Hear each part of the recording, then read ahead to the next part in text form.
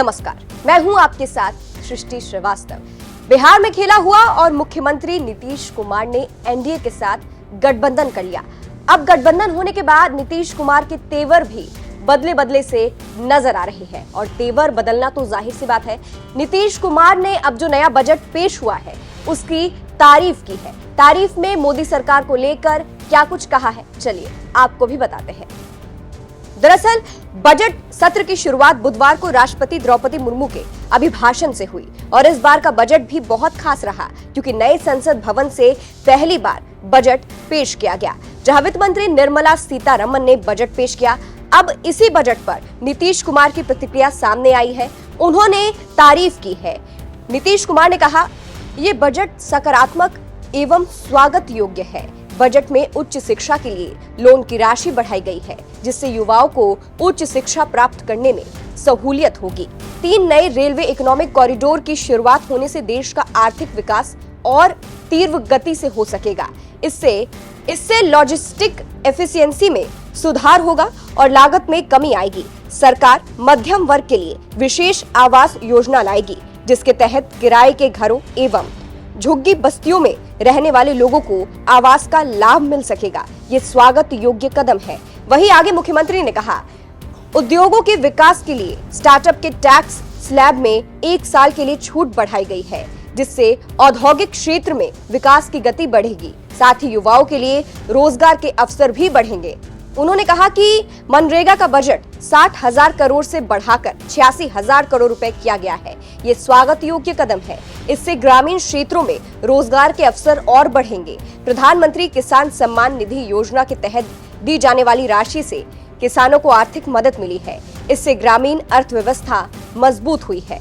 तो कुछ इस तरह से नीतीश कुमार ने मोदी सरकार के नए बजट की तारीफ कर दी है। फिलहाल आपको बता दें, कुछ दिनों पहले ही बिहार में खेला हुआ, जहां नीतीश कुमार ने आरजेडी का नीतीश लालू का साथ छोड़कर एनडीए का साथ चुना और एनडीए के साथ गठबंधन कर लिया है। और अब मुख्यमंत्री नीतीश कुमार और बीजेपी का राज बिहार में है। फिलहाल अंत में आपको सुनाते हैं कि इस नए बजट पर पीएम मोदी ने निर्मला सीतारमण की तारीफ करते हुए क्या कुछ कहा है, सुनिए।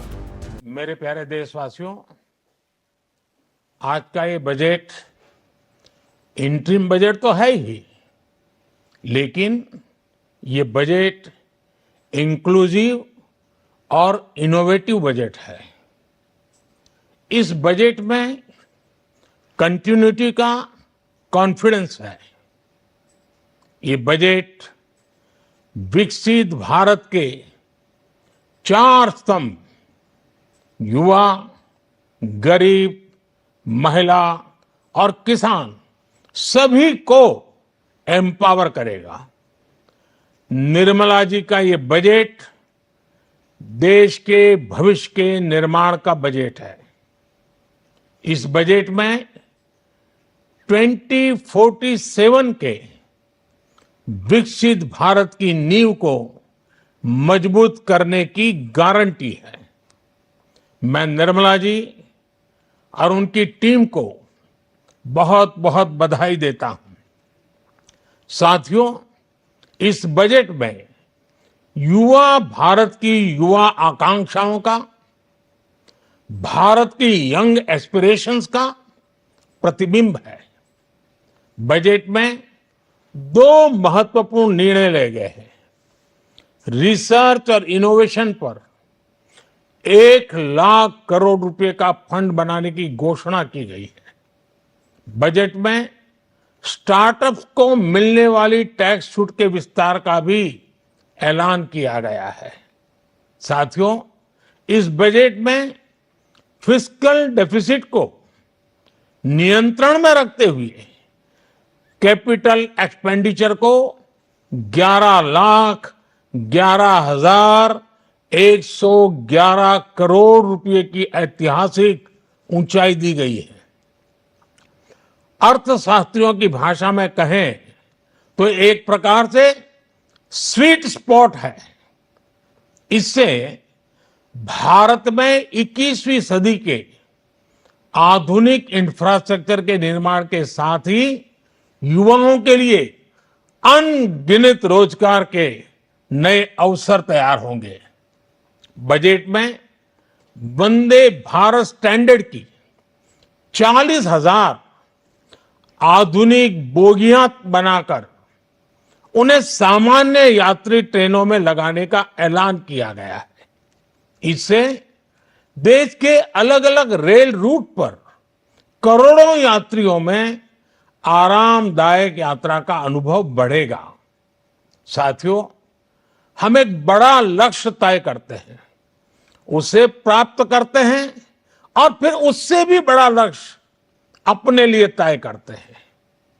गरीबों के लिए हमने गांवों और शहरों में 4 करोड़ से अधिक घर बनाए। अब हमने 2 करोड़ और नए घर बनाने का लक्ष्य रखा है। हमने 2 करोड़ महिलाओं को लखपति दीदी बनाने का लक्ष्य रखा था। अब इस लक्ष्य को बढ़ाकर 3 करोड़ लखपति दीदी बनाने का कर दिया गया है।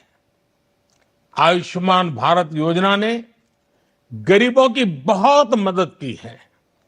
अब आंगनवाड़ी और आशा वर्कर, उन सबको इस योजना का लाभ मिलेगा।